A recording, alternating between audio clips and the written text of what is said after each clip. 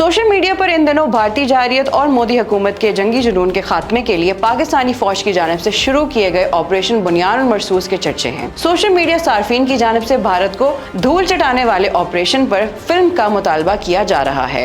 Air vice marshal Aurangzeb के किरदार के लिए नाम सामने आ गए। अगर फिल्म बनी तो एयर वाइस मार्शल औरंगजेब का किरदार कौन निभाएगा, आइए जानते हैं।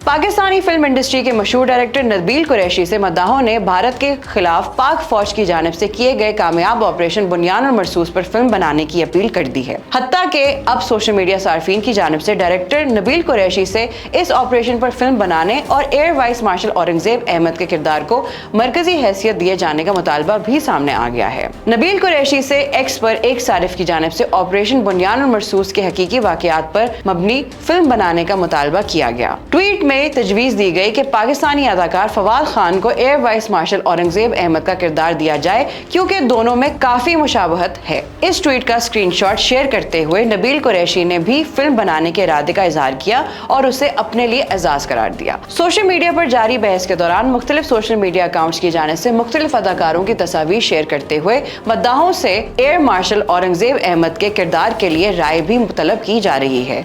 शेयर की गई तस्वीर में हुमायूं सईद, वहाज अली, फहद मुस्तफा और हमजा अली अब्बासी जैसी शख्सियात को शामिल किया गया है। मजीद अपडेट्स के लिए देखते रहिए VNews.pk।